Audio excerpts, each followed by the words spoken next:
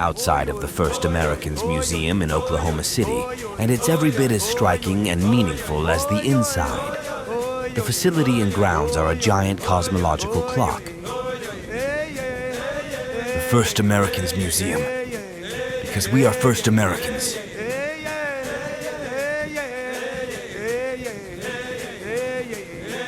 You can see two circular designs. One is the earthen mound, and then you see the glass and steel facility. The Steel and Glass Museum itself is the second semicircle. Where the past and present intersect is the large glass structure, a modern take on the grass lodges of the Caddo or the Wichita, two of Oklahoma's original tribes. It's called the Hall of the People. It's a grand entryway to the downstairs gallery that begins the story of the 39 tribes who now call this state their home. The earth and semicircle are built to mark the summer solstice at the mound's peak and the winter solstice through a semi-sized tunnel at the base. The 500,000 cubic yards of Oklahoma soil pay tribute to the Great Mound, builders of eastern Oklahoma of pre-European history.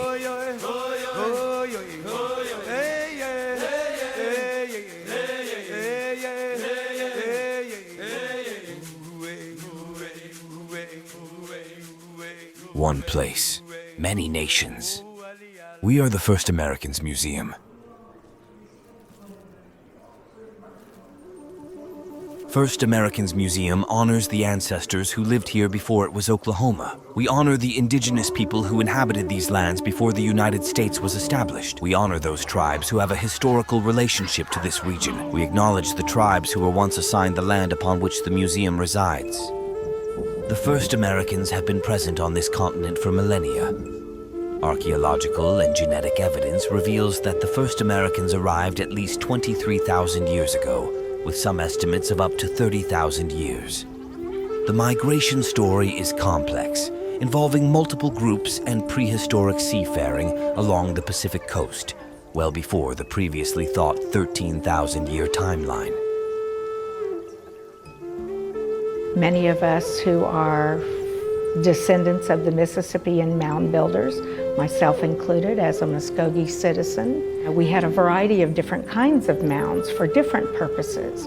Some were for religious purposes, some were to bury our loved ones, so they were funerary in nature. Our high priests had places atop some of our mounds. So these mounds were communities. Chunky is one of the oldest sports in North America. We have continually played this game for at least a millennium. Competitions could be held in any open space. Competitors play by the same basic rules. Chunky champions were local heroes. The Mississippians traded along the Mississippi River and other rivers by canoe and overland routes. They traded with groups as far west as the Rocky Mountains, north to the Great Lakes, south to the Gulf of Mexico, and east to the Atlantic Ocean.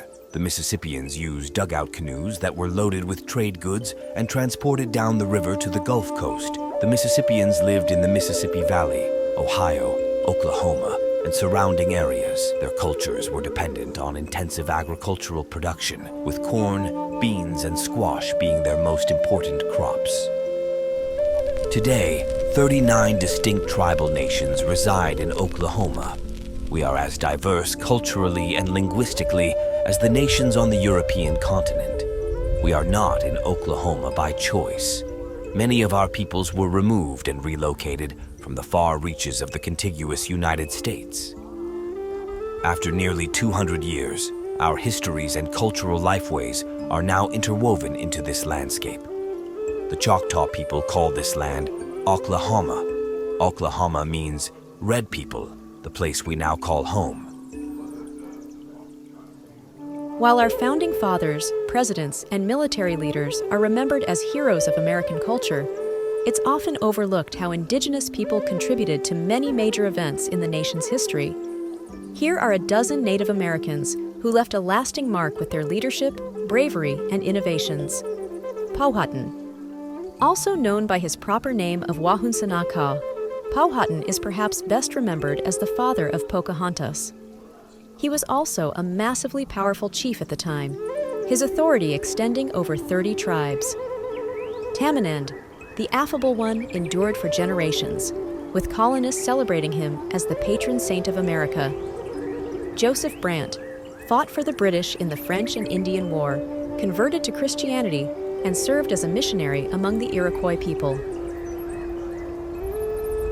Misrepresentations of Native Americans permeate every day in American life, ranging from pipe-smoking warriors on cigarette packs to the names of cars, airplanes, and sports teams.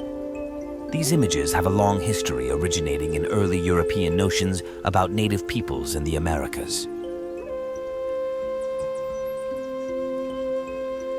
And continuing our list of notable leaders, Sequoyah, a silversmith and artist who made his greatest contribution to indigenous culture with his formation of the Cherokee syllabary. Tecumseh became one of the most revered leaders of his time through his unyielding resistance to American intrusion. Sacagawea, a Lemhi Shoshone Native American who was abducted by an enemy tribe and found herself married to a French-Canadian trapper, Sacagawea stepped into the limelight when she joined the Lewis and Clark expedition.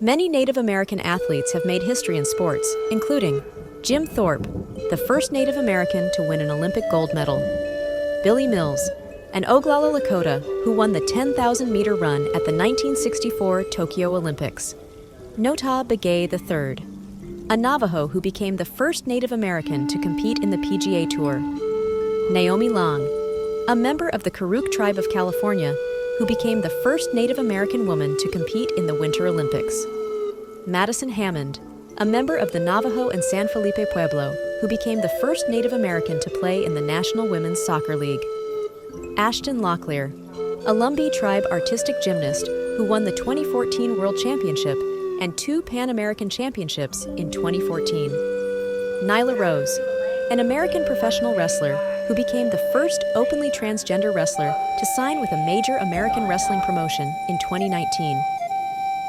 And continuing our list of notable leaders, Red Cloud, a prominent Oglala Lakota chief of the Great Plains region.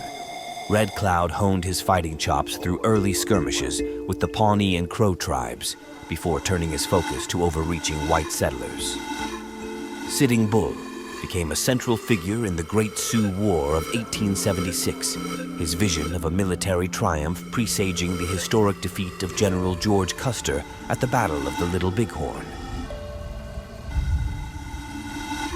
Oklahoma has 39 Native American tribes, including the absentee Shawnee, the Alabama Quassart, the Apache, the Caddo, the Cherokee, the Cheyenne, and Arapaho tribes, the Chickasaw, the Choctaw, the Citizen Potawatomi, the Comanche, the Delaware tribe of Indians, the Eastern Shawnee, the Fort Sill Apache, the Iowa, the Kickapoo, the Kiowa, the Otoe Missouria, the Peoria, the Ponca, the Quapaw, the Seminole, the Seneca Cayuga, the Shawnee, and the Wyandot. And continuing our list of notable leaders, Crazy Horse, the Oglala Lakota warrior, stands on his own as a figure of mythical proportions, from his legendary fighting prowess to his refusal to be photographed during his lifetime. Geronimo, a shaman of the Chiricahua Apaches, Geronimo spent much of his life fighting off the Mexicans, Americans, and competing tribes who sought control of modern-day Arizona and New Mexico. Chief Joseph, remembered for a valiant effort to lead his Nez Perce Native Americans out of harm's way. Wilma Mankiller, named the first female chief of the Cherokee Nation in 1985, Mankiller spearheaded an array of health and education initiatives and is credited with boosting tribal membership and revenues. So far, the First Americans Museum has been amazing. But one of the best parts is coming up because this 90-foot-tall earthwork will surely have a great view. If you've learned something today, then go ahead and click that thumbs up. And if you like videos like this, subscribe to the channel and check out our Native American history playlist. Now walk with me to the summit of the mound.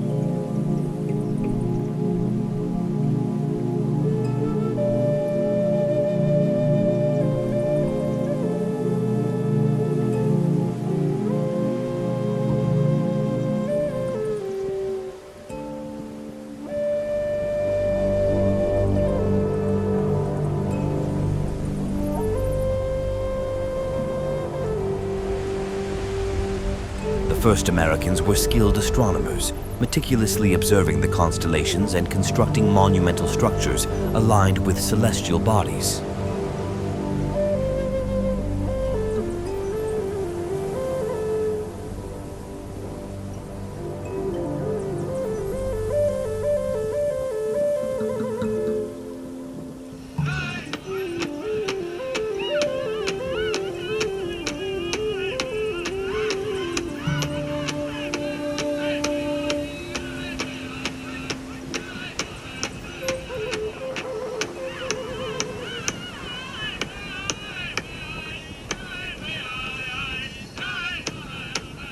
Now, the reason why we created the mound is an homage to the people that have lived here for thousands of years. And one of the great civilizations in North America is right here in Oklahoma, Spiro Mounds. Spiro Mounds was larger than London in terms of population around the time of the first Europeans coming to the Americas.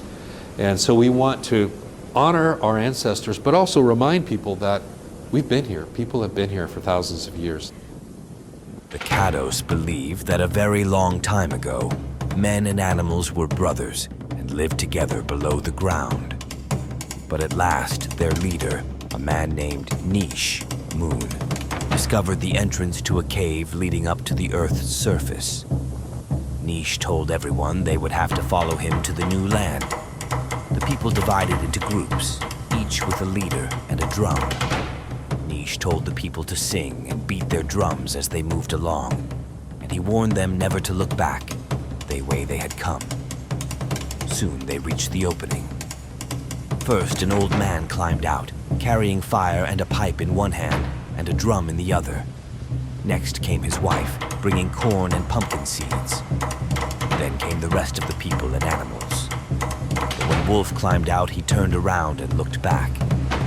The opening closed, shutting the rest of the people and animals under the ground, where they still remained. Those who had come out into the world of light sat down and cried for their friends left below in the world of darkness. Because their ancestors came out of the ground, the Caddos called the middle world Ina, Mother, and return to it when they die.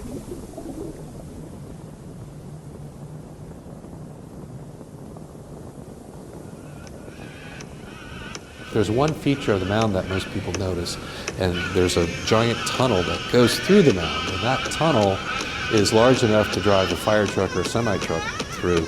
That tunnel is our winter solstice tunnel. So on the winter solstice of each year, on the shortest day, the sun will set perfectly within that tunnel. If you stand in that exact same spot during the summer, during the time of the summer solstice, and you look over the top of the mound, you will see the sun setting at the top of the mound. If you turn and face the east during the vernal and autumnal equinox, you'll see the sun rising through the remembrance walls, or that east-facing entry.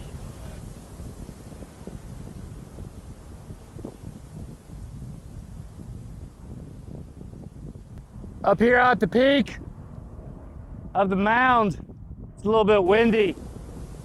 Got a rainstorm blowing in. That's all right. Look at this view. Downtown Oklahoma City. First Americans Museum. This is the place to come.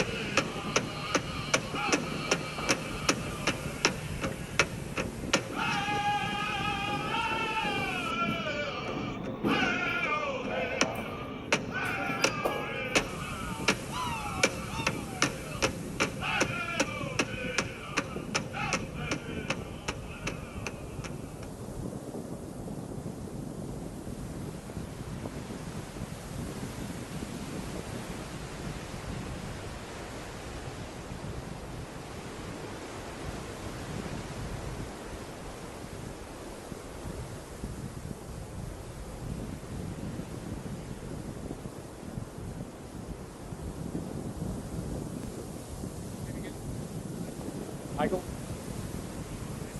Nice to meet you. Well, that's the First Americans Museum. I have to come back, and when I do, I'm bringing you. There's a lot more to see. We have to check out the theater showing documentaries, and we have to try indigenous food at the restaurant, 39. Thank you for watching. Remember to subscribe to the channel and watch another video from our Native American playlist. See you in the next one.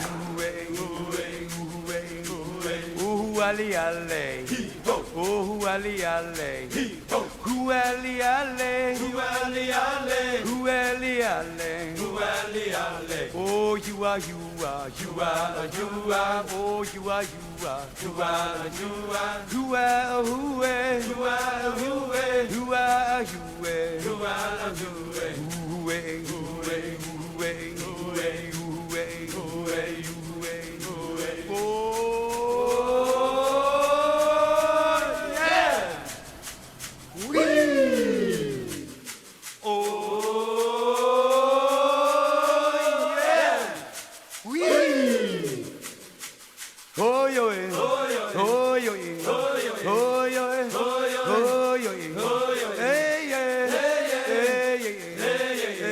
So you have the ancient world and you have the modern world intersecting each other at the Hall of the People. So it is pretty amazing. Just the grounds and the building and our site is something to see and experience, that giant cosmological clock. And so that's a way we mark time in an indigenous way.